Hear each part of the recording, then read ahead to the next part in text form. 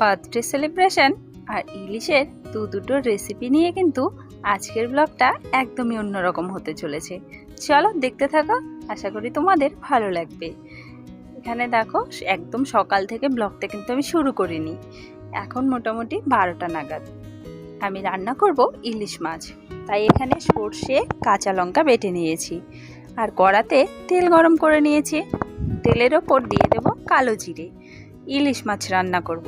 আর হ্যাঁ, আমি কিন্তু এভাবে ইলিশ মাছ কখনোই রান্না করিনি।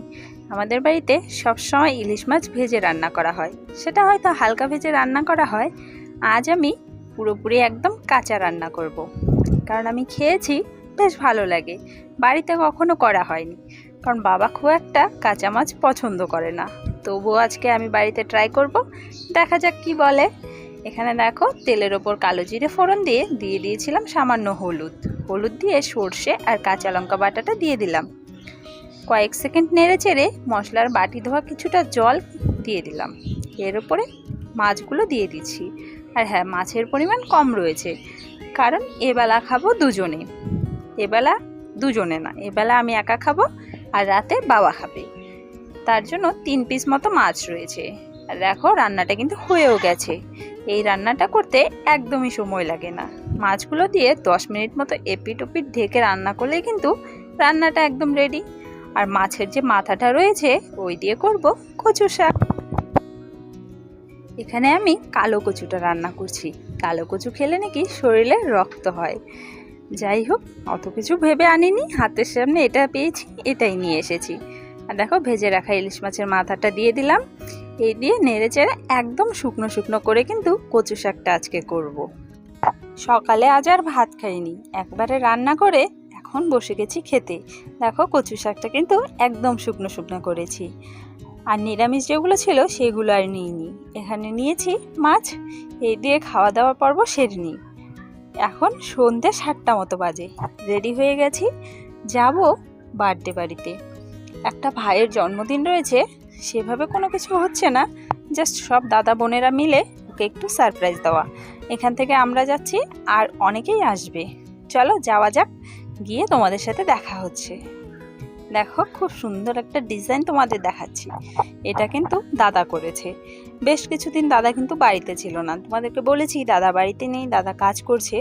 এই দেখো এই কাজটা কিন্তু করেছে ও, এখনো পুরোপুরিভাবে কমপ্লিট হয়নি, কিছুটা বাকি রয়েছে। আমার কিন্তু বেশ ভালো লাগলো। এখানে কেক বের করে নেওয়া হয়েছে, বার্থডে যেহেতু হবে কেক তো লাগবেই। এখানে দেখো কেক কাটাও হয়ে যাচ্ছে।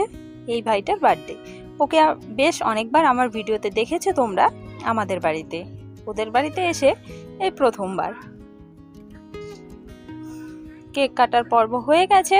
এখানে দেখো একটু সকলে মিলে মজা করা হচ্ছে। এটা তো হতেই হবে, না হলে আর কিসের আনন্দ বলো। এখানে দেখো ওর অবস্থা কিন্তু একদম নাজেহাল করে দিয়েছে। ওর পুরো গায়ে একদম ফোম দিয়ে ওকে কিন্তু ভরে দিয়েছে।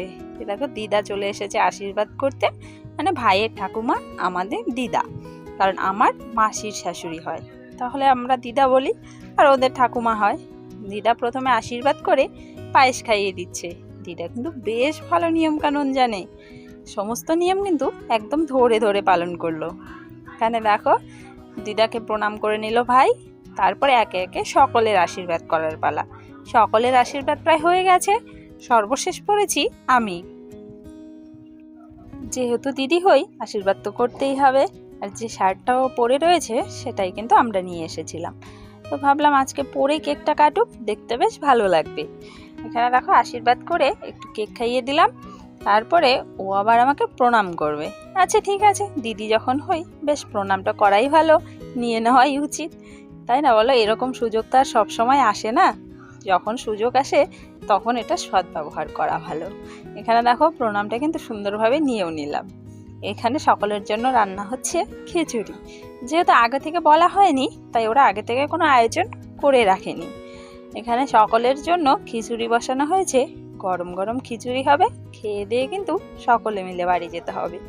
প্রায় অনেকজন এসেছি, 15 জন তো হবেই।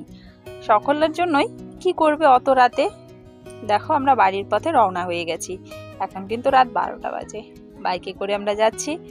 চলো তোমাদের সাথে রাতের ময়নাগুড়ির রাস্তাটা একটু শেয়ার করি। দেখো তো কতটা সুন্দর লাগছে আমাদের ময়নাগুড়ি শহর। এটা যদিও শহর না, শহরের পাশের রাস্তা। চলো আজকের ভিডিওটা কেমন লাগলো কমেন্টের মাধ্যমে জানাতে ভুলো না। যদি ভালো লেগে থাকে লাইক শেয়ার করো।